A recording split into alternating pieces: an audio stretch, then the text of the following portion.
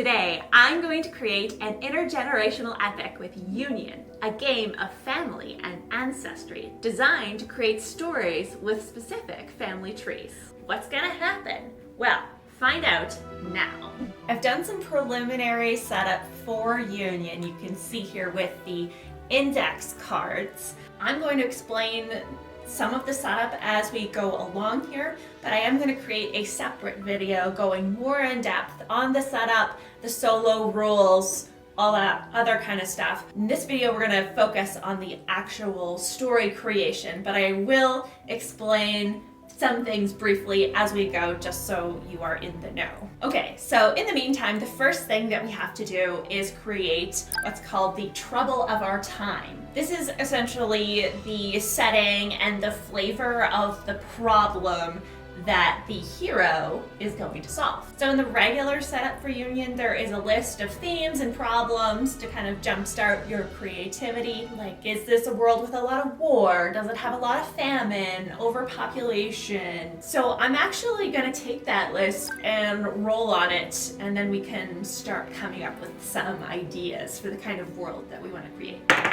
Five is oppression. There's a lot of different kinds of oppression. Racial oppression, the oppression of ideas, ableism, ageism, sexism, anti-Semitism, a lot of forms of government and authority suppressing ideas of a specific group. Again, this is just a general theme that we're gonna see echoed throughout our story. It's part of the problem that our family members have to face. Are they the oppressors, or are they being oppressed? Maybe both. Now that we have a general theme, we can come up with a one-sentence description of the setting. I'm kind of thinking 1984. The government is in ultimate control over the people, and they're exercising extremely specific kinds of power. Perhaps we live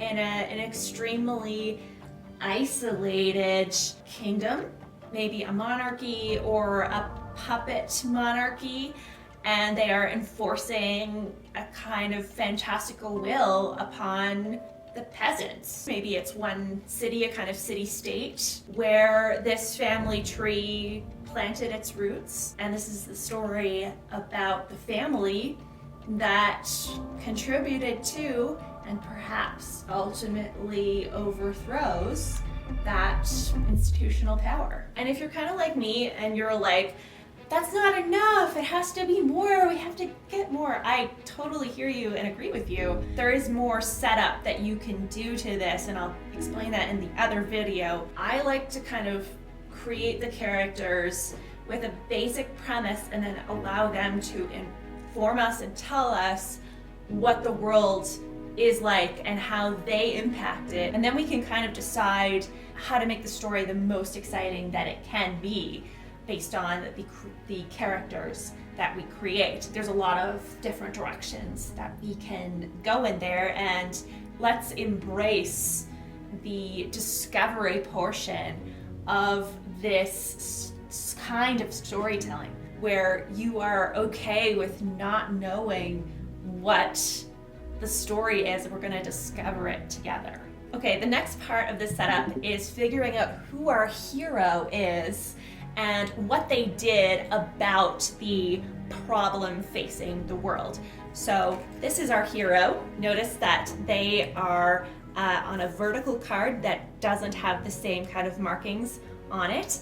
That's because these other cards are what we're going to use to create the great-grandparents, the grandparents, the parents, and then finally the hero themselves. So our hero doesn't have to be heroic in the traditional sense. They can be villainous. This game isn't specifically about the hero. This is about how their family and history shapes the hero into doing what they do about the problem. This is starting at the end and then working our way back through history and discovering why they did what they did.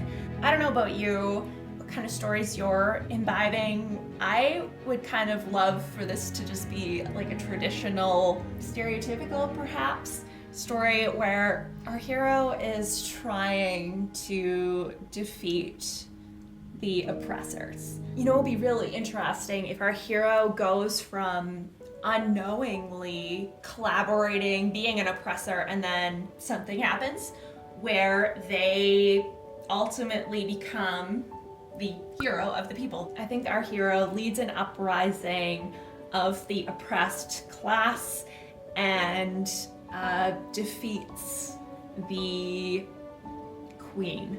And this is kind of the thing you do with Union, which is hard. You decide the end and then you work towards it, which is not always how I tell stories and create stories, but it's a way to kind of stretch your thinking. So the last thing we need for our hero are 3 traits. One that helps them achieve their goal, one that hinders them or makes achieving their goal more difficult, and the third can be dealer's choice, whatever we want.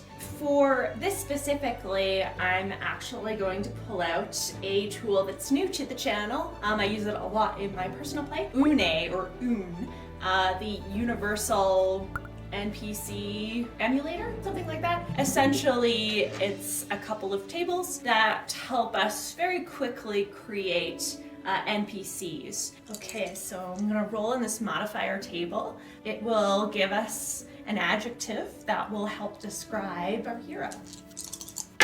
97, unseemly. Unseemly is when somebody is being like impolite, inappropriate, they're not acting with proper manners. Okay, so this is someone who perhaps does know the proper manners, but is choosing to forsake them, choosing to rebel against them. It's appropriate for our hero that is leading an uprising, right? I'm gonna put natural rebel. This character, whatever their position is, and it kind of seems like it might be a position of privilege, they don't want it. They deliberately act against whatever they're supposed to be just for the sake of rebelling. Okay, let's roll again on this table. 69, pious. Ooh. Now that introduces a whole other realm of possibilities really for this isolationist kingdom. Are they isolationist primarily because of a religion? It would be very interesting if our hero is from a place of privilege growing up. They have been indoctrinated with this certain set of beliefs. What the family struggles with is they have this set of beliefs that they helped create or grew up with, but more and more as time goes on, they're seeing the destruction that this belief system has wrought upon the rest of the world. Okay, that's very interesting. I think that counts as a hindrance. In saying that counts as a hindrance, we have essentially created a religion, that there is a religious element to this oppression. And then finally, let's just roll again, let's just do it. 98, dependable. That's a very easy, neutral trait, I think. This is somebody that you want to have on your side, this hero. Maybe they have a lot of friends. Last but not least, we get to name our hero. For this session, I'm just gonna use random names from behindthename.com. Just gonna select some like English, Scottish kind of mix of names. Their name is gonna be Selena. Selena Cody. Kind of has a nice ring to it. Selena Cody. May use she and they interchangeably here for the hero. Selena has privilege in this world. She's quite pious in her beliefs. She is a rebel, but she has a lot of questions about why the world is the way that it is. And despite her deep belief in the goddesses that control the realm, control her life and her family and her community's lives, she finds it in herself to lead an uprising against the isolationist queen. Okay, so that is essentially the end of the setup. There is more that you can do, and in the other video I will get more into it, but for our purposes, that is what we're gonna do for setup. And now we're gonna move into what I'm gonna call part one of the gameplay, which is creating all of the ancestors, parents, grandparents, and great-grandparents, and how they contributed to Selena Cody's uprising, how they helped shape the world that she lives in this isolationist kingdom. This is my favorite part. So in a non-solo version of Union, you would go around the table and everybody would pick a different ancestor to create. But what we're going to do is I'm going to take turns with what I call the Oracle. And if you've watched previous videos of mine, you'll know what this is, but essentially we're going to be going back and forth between me creating a relative, an ancestor, and then allowing the dice, the different random tools that I used to contribute and create a character. So I'm gonna go first. The first thing that we do is we pick an empty section on our cards. So you'll notice that the cards are divided in a special way. There are two sections on the sides, and then there are a section up top and a section here on the bottom. The sections on either side here, they represent the ancestors, and that's the first part we're gonna spend a little bit of time filling out. Actually, I have an idea for who Selena's father is. So I'm gonna pick that. So I'm gonna fill out this section here. We are creating the ancestor before they get together with their partner, who will be on the other side of the paper. They might be young, they might be old. We don't say anything about the hero or their children. We're just focusing on the ancestor and how they were, what their life was like before they met their partner. Again, whatever we say goes, whatever the Oracle says when they're creating an ancestor goes. I think that they are a priest, and I think that they grew up very devout. They're from a very devout family. Again, it's very easy to say all of your ideas and every single thing about this person. In a non-solo version of the game, you want to try and leave room for other people to contribute. Which I kind of just like to do everything. Now, you know why I kind of like solo games. I get to have all of my ideas, right? I'm gonna try and hold back a little bit, because we don't want to say anything that will determine what their parents are and what their parents are. We want to leave room for surprise. So I'm gonna say that their father in their early life was a devout priest in the order. We don't really know much about this religion that probably is the thing oppressing the people. They always were from a young age devout and grew up wanting to be a priest, became a priest. Then we get to say whether this person's early life is light or dark. And if that sounds familiar to you, then maybe you have played Microscope. Well, the person who created Microscope also created Union. We're saying whether it was generally good or not good. And that's very bare bones, not great way of describing the light-dark system. But were they happy in their early life, or did it go well for them? I'm gonna say it did. Regardless of what this religious order is, he chose this life, perhaps was born into it, and he successfully fulfilled this dream, is living his life the way he wants it to be. So in that way, it is light. Okay, let's generate a name for him. His name is Pleasance. Kind of like that. For a priestly name. Very saintly, very bishop. What's the word I'm looking for? Pope. Oh my god. Well, you can tell that I am not Catholic. Next is the Oracle's term. It's time for them to create an ancestor. So how we're gonna go about this is I'm gonna number these ancestor cards.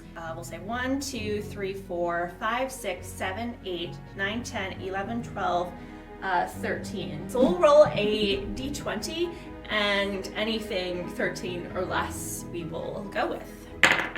That is a 9. Okay, so 1, 2, 3, 4, 5, 6, 7, 8, 9. We are going to create Pleasance's, one of Pleasance's parents, because you can see this card represents his parents. It goes diagonally down. I'm going to use une, I don't really know however you'd like to pronounce that. So what we're gonna do is I'm gonna roll on a adjective table and a noun table, and then combine them together to give us the kind of flavor of the person that they are. And then I'm going to roll, there's a secondary table in une that is a motivation table. So again, it's kind of a verb table combined with a noun table. So that will tell us kind of what their kind of deal was all about. What did they want in their young life? And that will help us create this ancestor. I'm gonna roll 2 at once for our NPC creator. All right, so I always like to do my sparkly blues first. 39, we have thoughtful. 84, which is brute. A thoughtful brute is this person up here. That tells us a couple of different things. Maybe they're part of the elite class oppressing people. And that would make the most sense. Now we're gonna roll on the motivation tables, which will tell us what they wanted in their young life. 25 and 97. 25 is fulfill, and 97, fulfill nature. I'm gonna also roll a gender dice for this. If you're new to the channel, I do a d4, 1 male, 2 female, 3 non-binary, 4 dealer's choice or roll again. 1 is male. Okay, so this is Pleasance's father. Thoughtful brute, fulfill nature. I think this person is a ranger type. The word thoughtful brings to mind that they have some education, so maybe they're part of this elite class. They, in their young life, they existed on the outskirts of this kingdom, hunting, perhaps chasing down people who wanted to escape this kingdom. But fulfill nature can also mean that they were also devout in their duty. They have a sense of purpose, of this steadfast, this is our job. We're here to keep these people in line. We're already starting to kind of see this oppression has been taught generation to generation, trained to obey this way of thinking. So it kind of makes sense that that would follow through into Pleasance. We can kind of see some of the roots showing. Their name, Jep. Their name is Jep. Now, was their early life light or dark? I'm actually gonna ask the Oracle that. I'm gonna roll a d6. Let's say evens light. 1. Dark. No, they're following orders. They're chasing down people who are trying to leave. They're walking the perimeter of this kingdom. There's probably a part of them that doubts that he's doing the right thing. He doesn't want to chase down people who could be his friends. He's just doing his job, of course. But what he does is contributing to the oppression of the people. And he's wrestling with those feelings. My turn again. I'm gonna kind of go up here into the other side. I think one of her great-grandparents was a king or queen or princess. I think her great-grandmother, she was crowned very young, and I think she was a bit inept. Was like way too young to be queen or any kind of ruler, and was very clearly like queen because she was the only living heir, and you know, her surviving family raised her, controlled by maybe a mix of like religious leaders and shadowy figures. And her name was Kaylee. I'm gonna say Kaylee. I'm just gonna put an epithet in there. I mean, very traumatic young life, so I am gonna say dark. I think she didn't know what was going on. She was just a kid with a crown on her head, and they're all telling her, be a good girl and do what we say and you can have a pony.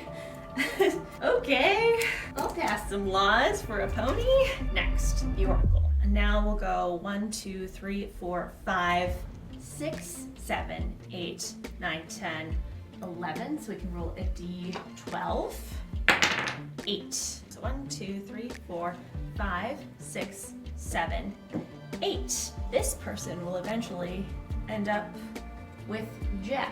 And again, we try not to create them based on what we think Jep would like.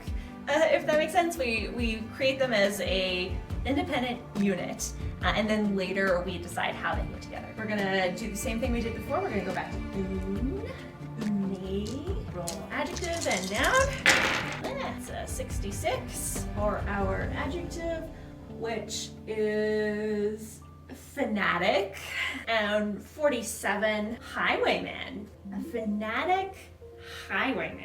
And also, I should point out, it doesn't have to be boy meets girl, has baby, and then like the next generation. Even Union says in the rules, they don't have to be romantic relationships that create biological children. It can be about like mentor-mentee relationships. Like Pleasance didn't have to be Jep's biological child. I'm just gonna kind of let the story determine whether the pairing is romantic. And of course, it doesn't have to be heterosexual. It can be whatever. It can be homosexual. It can be whatever kind of ship that you want to sail. The fanatic highwayman. That definitely makes me think that this person used to be a priest, but left the order to do some robbing. And of course that does make me think of how Jep might meet them, but we're not going there yet. I'm gonna roll one more time on the motivation table so we can get a little bit more of a sense of their desires in the early life. 75 and 86. Secure lies. Definitely a rebel, enemy of the state stuff. Fanatic highwayman who wants to secure lies immediately makes me think that disgraced young priest leaves the order to take down the regime from without. Their early life is spent trying to gain proof that the ruling class is bad, you guys, and trying to convince people to do an uprising. We know that their descendant succeeds. That doesn't mean that they fail. Maybe there is change. Let's roll the gender dice. It's a man. Ron. Jep and Ron. Jep and Ron. Together. They're gonna take down the regime, but not really. Light or dark? Light. So what that tells me, Ron has some measure of success. As a former priest of this order that likely controls and does a lot of the oppressing in this isolationist kingdom, their word carries some weight with the community. So I think in their young life, their kind of Robin Hood-esque escapades do create kind of a problem for the oppressor. Already you can see how we are creating the history, we are creating the circumstances for our hero further down the line. Okay, my turn again. Thinking a little bit more about this religion, let's just say, is doing the oppressing in this isolation kingdom. I think it would make sense for this religion to have close ties with the royalty, but not only that, they possibly deify the royals themselves. The royals are gods on earth. And by worshiping them in this kingdom, there is some spiritual good that they are promised for staying in the kingdom and worshiping the royal gods. And that also would mean, especially in an isolationist kingdom, that the royal bloodline is very tightly controlled. You probably have a lot of incestuous relationships. So, probably disease is a big problem, especially if you happen to have people who are allowed to visit this kingdom to do trade. So for my turn, just kind of thinking, I'd actually like to introduce an outsider. I think it's gonna be Selena's mother. I think that in her young life, she was a sailor aboard a trading ship. I think she had her own business. She produced some kind of goods that the kingdom, this isolationist kingdom, relied upon. And her name, Abigail. Light or dark? I think her early life is light. Being a businesswoman, she's sailing around the world. She gets to do trade with this strange kingdom. Probably not a lot of people are allowed to see inside the kingdom. So I'm gonna say light. We should probably name this isolationist kingdom, just so I don't have to keep calling it that. It's quite a mouthful. Or queendom, perhaps. Sheldina. Let's say that this isolationist kingdom is called Sheldina. If you enjoy this kind of storytelling, consider supporting the channel on Patreon. The link is in the description. Getting there, we have 1, 2, 3, 4, 5, 6, 7, 8, 9 ancestors left to create. Roll a d10 to see what the oracle creates next. 9. So we are creating Abigail's. I wonder then, does this mean that kind of this side of the family, are they all outsiders? Does Abigail have connections to this island, and that's why she came here originally? Something to explore. Let's find out who this parent is. 76 and 82. A needy magister. What's their deal? What are they doing? We got 82 and 41. Suppress. Okay. And dreams. Suppress dreams. Okay, that's very interesting. If we take this literally, perhaps one of the powers that the royals have, whether or not it's true, the religion says that the royals can see and potentially control the people's dreams. We're gonna get marrow thieves on everybody here, perhaps. Of course, we can take this non-literally, controlling people's desires, their wishes. Given the fantasy nature of the realm, and just kind of the 1984 vibes that I'd like to pull a little bit more of, I would love to bring in this idea that the will of the royals is to control and see into people's dreams. Because what better way to know what the people are thinking, what they want to do, what they're afraid of. I think this is an area of study. This person is attempting to study how to enter into and control people's dreams. And, that's also what makes people afraid to speak out or leave. Maybe even afraid to sleep. You don't even want to be accused of dreaming the wrong thing. Like, how do you even prove your innocence against that, right? Okay, is this light or dark? Dark, I'd say. That makes me think that there is some success here with this person whose name is Adele. Gender, woman. So Abigail's mother was a magister in the queendom of Sheldina. So Adele had a very prestigious place in the royal circle. She decided to embark on the study of dreamscapes, how this royal religious order can better control and perhaps even enter into people's dreams. I think this is marketed as a power that the royals have, whether or not they actually do have it. Adele actually quite seriously attempts to research and study this so that she can further the control of the religious order, or perhaps even learn how to do it herself. My turn again. I'd like to get more citizen flavor into our regime. I think I'm gonna create somebody again up here in the great-grandparents realm. Let's try one of Jep's parents or main influences. I'm trying to think of like what it would be like to live in a world where it's kind of Santa Claus rules that like we see you when you're sleeping, we know when you're awake.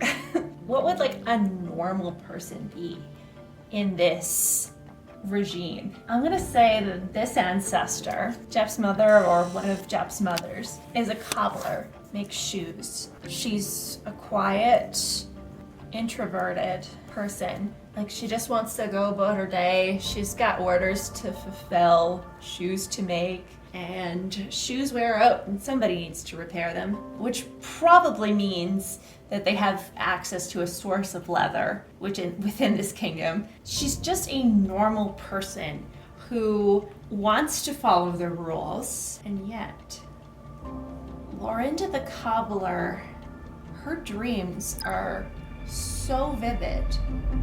It's almost as if they are real. As if she can travel anywhere she wants in her dreams.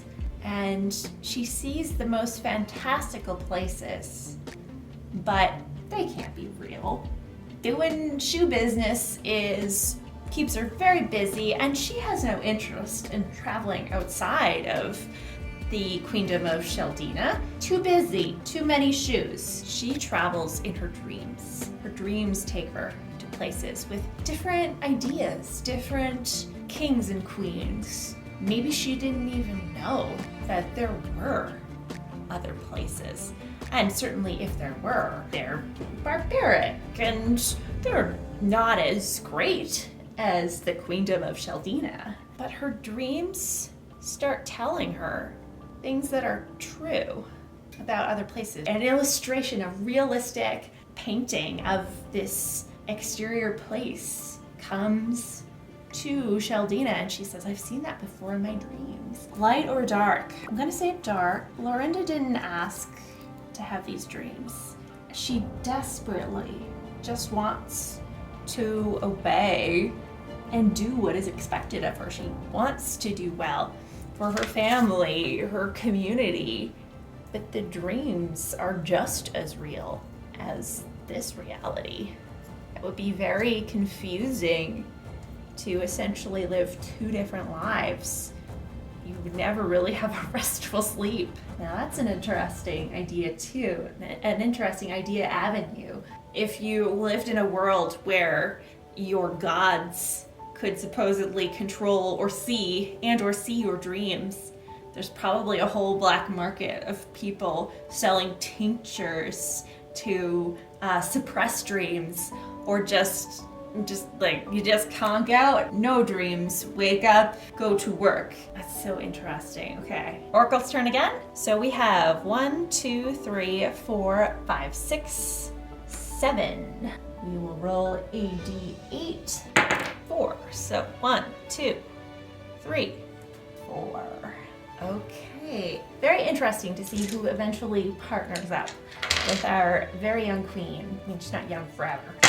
84 and 70. A compliant clairvoyant. Okay, this is absolutely going to be somebody who can for sure control or manipulate dreams. Going all in on the dreams. Tell me in the comments if you are a vivid dreamer. I am extremely vivid. They do feel quite real. I will record my dreams. I really would love to do a video where I go through the dream diary that I've written over, the last 20 years and do some solo RPG stories based on that. Let me know in the comments if that's something that interests you. A lot of my dreams are like very epic stories, so it would kind of be that flavor. Or sometimes I'll just write down like, oh, that was like a really creepy monster, or that was like a really unbelievable thing that happened. So what did we just say? What was I just talking about? Oh yeah, compliant clairvoyant, right. And what is their motivation? 67 and 99. 99, overthrow pride. Compliant clairvoyant who wants to overthrow pride. This is absolutely someone in the royal family. Whether or not every royal can do this, every queen, this person specifically can absolutely see and perhaps enter into and maybe even control your dreams. Okay, gender dice, male, and name, Paul. Overthrow pride. Paul has always had this power to see into other people's dreams. And in his position of power, being like, look what I can do. I can control your dreams. Perhaps there is someone in his life who is like, hey, chill. Can't go around telling people you can like control their dreams. You gotta do it in this specific way. You gotta use it. You gotta use that as a power. You can't just do it as a party trick. It's a very serious power that we are gonna put into religion. Okay, so light or dark? That's light. Okay, and he is sort of the one who introduces that idea into the religion, is probably part of the seminal foundation of work that Edel picks up on. Paul can do it naturally. It's part of the royal thing that the royals can do. Edel is kind of like, okay, how can we take that power so it's not just like the royals doing it? Like, how does it work? How can the priests get in on that? I think that's sort of the differentiation there. My turn again. I'm very interested in this royal family tree and how Abigail is an outsider. One of her parents is a direct descendant of royals who can literally see your dreams and control them. Okay, I'm gonna do who will eventually be Adele's partner. This son of Paul and Kaylee. I think they have a lot of wanderlust. They are not the heir. I think they're a spare. Don't know how many children Paul and Kaylee have. This is a spare who was kind of relegated to like, you go play outside, daddy can see your dreams, so don't think or do anything silly. He was kind of left to his own devices and had a little bit more leeway in what he could do. His name is Bren. I think Bren spent a lot of time on the economy of the kingdom, kind of an unofficial ambassador to exterior neighboring kingdoms, trying to generate some goodwill. I think ultimately Bren does have a good young life. He was brought up with a lot of privilege. There is some sheltering that happens in his young life that I think is quickly negated as he starts to see more of the outside community and what the world is really like outside of his parental and religious influences. But yeah, I think he's not as tightly controlled as his siblings, and certainly I think his eldest sister, who is the heir, who will eventually be overthrown, or her children will be overthrown. Which ancestor are we creating next? 1, 23 and 71. Logical patriarch. Logical patriarch does what? 84 and 100. Operate spirits. You know who operates on spirits? The priests. Okay, this is making me think that this person is a doctor or some kind of healer. They're a person who deals a lot with the dead. But on the side, they also take people and deliver them to Paul and Paul's team, people who perhaps are on the cusp of dying, or they have some kind of incurable ailment, and maybe they do experiments on them. Gender dice, woman. Her name is Lilybeth. Is this light or dark? It's definitely dark. I think Lilybeth knows what she's doing, knows that this is not right, but is bound to do it by her profession, whatever she believes, whatever these priests are telling her this is the right thing to do, as any doctor would, is wrestling with the ethics of this, ultimately concludes that the best thing we can do for science is experiments and do some tests. And clearly Paul, the ruler of this queendom, is the best person to examine this person's mind and brain. That's where the dreams live. That's the source of the problems, the bad dreams. Paul can see them. Paul can tease them out. Wonder if they believe that bad dreams are, maybe Paul can cause the bad dreams, but maybe they fear, maybe Paul fears, and again, we shouldn't be getting into what Paul is doing when it's Lilybeth's turn, really, but just in the context of the greater world. Maybe Paul is afraid of other dreamwalkers, dream controllers out there, and fears that there is another dreamwalker trying to take over the kingdom and control his citizens' minds. Of course, when you are a tyrant or somebody in a position of absolute power, your fear and anxiety becomes absolute. You don't want anybody to take away that power. So anything he can do to potentially study or cut off somebody else's route to power, that's what he's gonna do.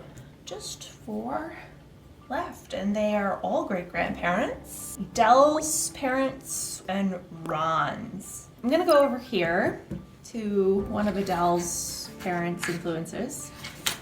Clearly, Selena's maternal side of the family is the more affluent, with more access to the royal family. Makes me think about, what are they exporting?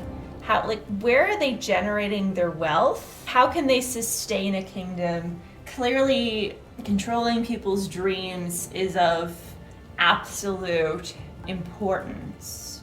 And me kind of talking earlier about my dreams, how they're extremely vivid, I wonder if there's kind of an economy there, especially if you have regular citizens like Lorinda, who, she's not like a dream controller, but she can dream vividly. She can go places in her dreams. Is there an economy there that the royal, noble, religious class can exploit if you're experimenting on people's minds to figure out how they dream or don't dream? Perhaps there are tinctures that a black market generates so that they don't dream, just takes it out of the equation. What if part of the economy is that there is a high percentage of the population who dreams vividly? A lot of people can actually astral project in this kingdom, whether they know it or not, or call it that. Adele's mother, one of Adele's mothers, is a bit of an alchemist. I think that she is involved in bottling, packaging, and selling, exporting not the ability to do it, because they would want to control that, but maybe the sights and the sounds, the actual experience of the people who are dreaming this vividly. It's like what writing and creating art is. We don't have that really in this society. They're too stifled and controlled.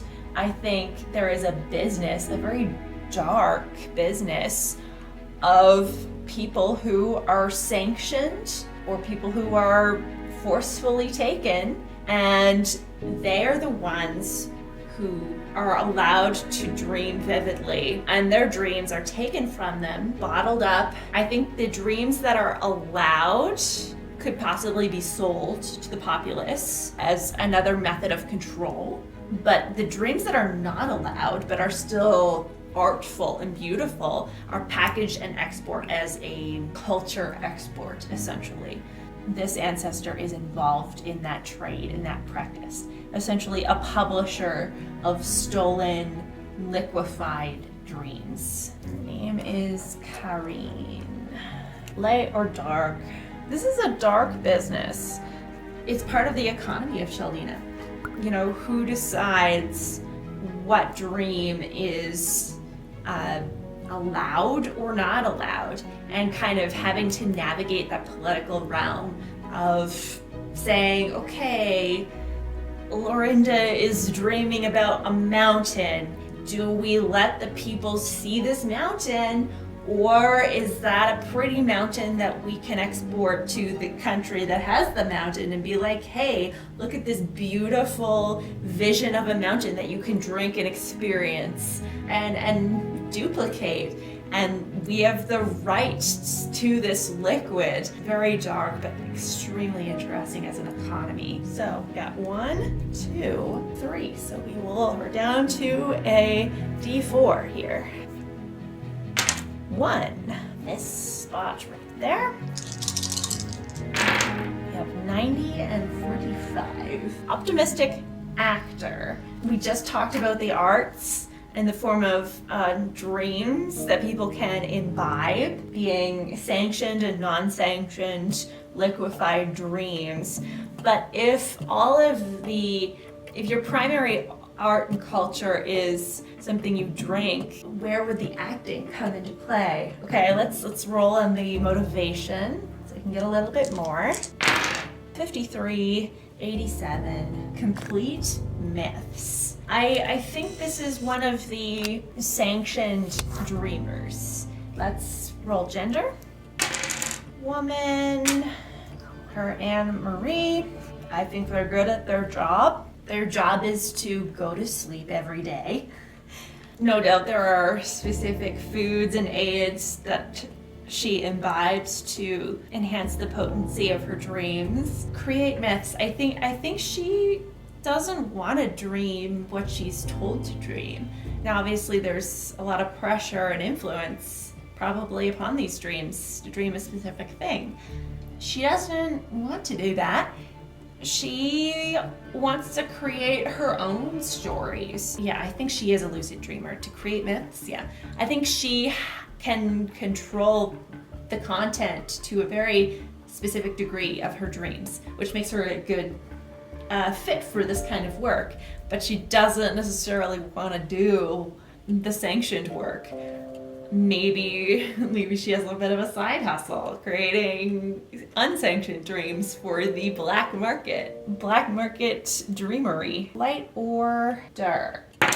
Light. I think she's ultimately pretty happy with her position. She can kind of play both sides, right? She is paid well to be a sanctioned dreamer, but she's also paid well to be an unsanctioned dreamer. So, bit of an opportunist. We've really gone all in on this dream thing, which is cool. We have a religion that is built upon worshiping the royals and enforcing the control, policing people's dreams.